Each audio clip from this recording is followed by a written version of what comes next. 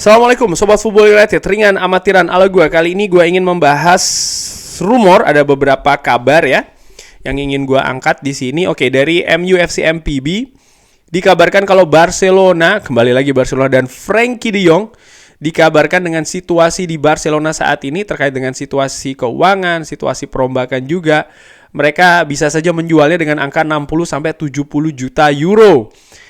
Haruskah Manchester United kembali berusaha untuk mendatangkan Frenkie de Jong di Old Trafford? Wow, ini gelandang premium yang menurut gue sangat diinginkan oleh Erik ten Hag. Dan bukan tidak mungkin ini merupakan salah satu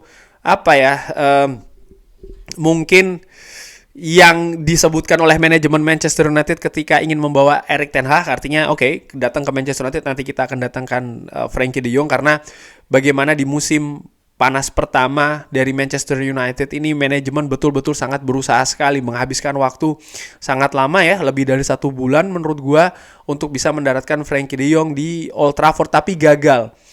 Dan setelahnya Manchester United seperti kayak terburu-buru untuk mendatangkan Casemiro ya, setelah 2 pertandingan kalah lalu dikejarlah Casemiro, dan itu pun juga tidak bisa langsung dimainkan secara banyak menitnya, ada integrasi, adaptasi, pelan-pelan, perlahan.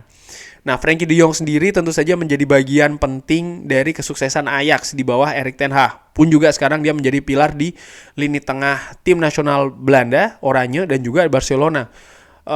Bagaimana media Belanda ini mengabarkan kalau Frenkie de Jong ini mungkin salah satu talenta terbaik setelah Johan Cruyff. Dia dinilai sebagai pemain tengah yang komplit, artinya dari sisi visi, skill, ini betul-betul sangat premium. Akankah dia cocok untuk didatangkan di Manchester United? Well, kalau melihat saat ini Manchester United bermain dengan sistem 4-1-4-1, Frenkie de Jong tentu saja bisa bermain di posisi nomor 6, di posisi nomor 8. Dia sangat bagus untuk menghubungkan antar lini, skillnya, umpannya, visinya sangat luar biasa. Namun demikian gue melihat posisi yang paling mungkin ditempati oleh Frenkie de Jong di posisi nomor 6. Dan dengan sistem 4-1-4-1 maka dia akan menjadi dia akan menempati posisi nomor 6 ini secara tunggal, secara sendiri. Secara build up, ketika Manchester United melakukan build up ya, gue berpikir dia akan sangat ideal sekali. Tapi bagaimana ketika bertahan? Gue tadinya berpikir dengan konsep 4-2-3-1 mungkin ini akan lebih cocok untuk seorang Frenkie de Jong. Tapi dengan 4-1-4-1 ada keraguan dari gua ya untuk apakah cocok Frenkie de Jong di sana. Bagaimana kalau didorong agak ke depan di posisi nomor 8? Ini juga bisa. Tapi jangan lupa Manchester United juga ada seorang pemain muda nih ya, Kobbie Mainoo, dan ini juga harus sangat diperhatikan siapa-siapa saja yang akan dihadirkan di Old Trafford terkait dengan posisi nomor 6 dan juga nomor 8. Harapannya adalah pemain itu bisa berkembang bersama dengan Kobbie Mainoo, karena Kobbie Mainoo disebutkan oleh Fabrizio Romano ini menjadi project saat ini dan juga masa depan dari Manchester United. Kontrak sedang disiapkan, lalu juga mungkin akan dijadikan icon menurut gue, bisa jadi seperti itu ya, karena Kobbie Mainoo memiliki profil yang cocok. Dia dari kecil di Manchester United, dia fans Manchester United dari kecil, dari sangat ya dari anak-anak ya, lalu dia bisa menembus tim utama dan bisa bermain secara luar biasa. Jadi ini sangat-sangat fantastis pemain ini. Dan dari situ kalau gue melihat Frenkie de Jong harga 60-70 juta, gue lebih berpikir untuk mendatangkan pemain lain dengan tipe sisi bertahan yang lebih bagus. Artinya gelandang bertahan yang memang petarung ya di lini tengah, bisa menghentikan serangan-serangan utamanya transisi dari tim lawan yang sering sekali mengandalkan kecepatan, yang menurut gue ini sisi yang mungkin kurangnya dari seorang Frenkie de Jong. Di tim nasional Belanda sendiri, gue melihat bagaimana konsep itu bukan 4-1-4-1 tapi lebih ke 4-3-3. Jadi tidak sendirian nih Frenkie de Jong di lini tengah. Kalau mungkin ada adaptasi yang berbeda di lini tengah, mungkin bisa jadi menarik ya untuk Frenkie de Jong didatangkan. Tapi dengan kondisi saat ini gue tidak berpikir akan cocok oleh Frenkie de Jong. Memang keunggulan lagi dari seorang Frenkie de Jong ini adalah kreativitas. Manchester United butuh, tapi dengan adanya Kobbie Mainoo sekali lagi dan juga Bruno Fernandes, gue berpikir duet ini jika ditopang oleh satu gelandang bertahan tipe breaker yang memang yang kuat begitu ya, determinasi tinggi juga, memenangkan banyak duel, mungkin situasi lini tengah Manchester United akan lebih bagus. Itu menurut gue menanggapi kabar ini. Dan lagi-lagi nih, Zinedine Zidane dikaitkan dengan Manchester United, dikabarkan akan lebih memilih Manchester United daripada Bayern Munchen. Zinedine Zidane juga dikabarkan terus memantau Manchester United. Ini dikabarkan oleh L'Equipe. Ini merupakan media olahraga di Perancis. Well, gua berpikir Zinedine Zidane kalau memang sudah atau memang dia ingin melatih ya, dan memang diincar oleh Manchester United, menurut gua sudah hadir di Old Trafford beberapa musim belakangan, terutama setelah dia selesai di Real Madrid. Tapi kenyataan dia belum melatih sampai dengan saat ini. Ada beberapa faktor. Gua kayaknya sudah pernah bahas juga di Football United ya. Dia legenda Prancis, legenda Real Madrid. Tapi pertanyaan besarnya adalah, akankah dia bisa sesukses ketika dia di Real Madrid? Karena bagaimana Zinedine Zidane ini sebagai pemain menjadi legenda di Real Madrid, memenangkan banyak gelar bersama Real Madrid, menjadi panutan di Real Madrid. Lalu setelah dia pensiun pun dia juga langsung berkarir di tim kepelatihan Real Madrid ya, dari tim akademi, dan terus naik ke atas. Ini menurut gue menjadi modal besar dia sukses di Real Madrid. Nah, tanpa modal itu di klub-klub lain, akankah dia sukses? Ini pertanyaan besarnya di sana. Karena dia sudah sangat Real Madrid banget, dia sudah sangat mengenal manajemennya, dia sudah sangat mengenal filosofinya, bahkan dia juga sudah sangat mengenal para pemainnya. Konsepnya juga seperti apa ketika dia dipromosikan menjadi pelatih utama. Menurut gua sudah banyak, yaitu tadi ya, modal yang dikantongi oleh Zinedine Zidane.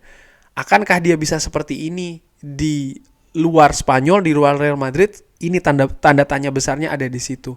Mungkin banyak fans Manchester United ataupun juga sobat Football United yang mengatakan dia sukses di Real Madrid, memegang dressing room, pola permainannya pun juga enak untuk dilihat ya. Jangan lupa sisi teknis ini ada dua hal yang harus dipegang dulu sebelumnya, yaitu adalah bagaimana kultur klub yang sudah bagus, juga support yang maksimal dari manajemen. Dan dua hal ini sudah dipunyai oleh Zinedine Zidane. Dia sudah sangat mengenal manajemennya, dia juga sudah sangat mengenal kultur dari Real Madrid, sehingga faktor teknis bisa dijalankan, diimplementasikan dengan lebih halus lagi, lebih mulus lagi. Balik lagi, ini merupakan pertanyaannya untuk Zinedine Zidane kalau ke Manchester United. Gua secara ringan amatiran menilai sepertinya tidak ya kalau menurut gua. Mungkin harus ada pembuktian dulu, mungkin dia bisa meniti karir di luar Spanyol, di klub lain, mungkin di Prancis ya kan, mungkin lebih sesuai kulturnya dengan dia. Dan kalau itu bisa dilakukan dengan bagus di luar dunia dari Real Madrid, dia bisa membawa tim barunya ya untuk berprestasi. Nah, ini merupakan hal yang, atau kurikulum vitae katakanlah demikian, portfolio yang akan sangat menarik selanjutnya dari seorang Zinedine Zidane. Dan terkait dengan manajemen, Dan Ashworth dikabarkan akan segera datang ke Manchester United. Ini dikaitkan dengan penggantinya di Newcastle, yang kabarnya sudah memasuki tahap final, dan ini bisa saja mempercepat ya negosiasi antara Newcastle dan juga Manchester United terkait dengan kompensasi untuk Dan Ashworth. Ya, Jason Wilcox sudah didatangkan, Omar Berada pun juga sudah siap memulai nanti di sekitar bulan Juni ya sebagai CEO baru dari Manchester United. Dan Ashworth disebutkan diincar untuk didatangkan sebelum musim panas bahkan. Nah, gue sudah pernah singgung di Football United juga, angka 20 juta yang dipasang oleh Newcastle itu bukan karena Newcastle tidak ingin melepas Dan Ashworth, enggak. Karena dia tahu Dan Ashworth pun juga sudah ingin ke Manchester United, jadi sudah selesai sebenarnya. Tapi Newcastle butuh waktu untuk mencari pengganti dari Dan Ashworth. Dan mencari pengganti dengan kaliber Dan Ashworth ini tidak mudah dilakukan oleh Newcastle. Ada beberapa nama ya, mungkin juga Paul Mitchell dan juga nama-nama lain yang sedang diproses, dan ini butuh waktu. Dan untuk menunda hal tersebut ya, terjadi lepasnya Dan Ashworth, mereka memasang harga yang mungkin tidak masuk akal. Namun pertemuan Sir Jim Ratcliffe dengan co-owner dari Newcastle, menurut gue ini menunjukkan bagaimana seriusnya pihak Manchester United untuk mendatangkan Dan Ashworth, dan langsung menemui pemilik dari Newcastle ini juga, dan artinya pemilik dari Newcastle juga menerima ya. Sir Jim Ratcliffe ini menunjukkan bahwa mereka sebenarnya juga terbuka untuk melepas Dan Ashworth. Namun ada satu faktor nampaknya yang masih menghalangi, dan menurut gue faktor tersebut adalah yaitu tadi pengganti dari Dan Ashworth. Kalau itu didapatkan, menurut gue sangat mungkin kompensasi akan turun. Artinya bukan di angka 20 juta ya, ataupun mungkin ada sistem pembayaran lainnya. Intinya Dan Ashworth bisa datang sebelum musim panas di Manchester United untuk segera memulai pekerjaannya di posisi sporting director. Karena menurut gue ini posisi baru di Manchester United yang sangat vital untuk untuk manajemen baru dalam rangka untuk Manchester United juga mengejar ketertinggalannya dari klub-klub rivalnya terutama di Liga Inggris. Kurang lebih demikian. Bagaimana menurut Sobat Football United? Drop di kolom komen. Terima kasih sudah menyaksikan. Jangan lupa like, subscribe. Wassalamualaikum warahmatullahi wabarakatuh. Thank you.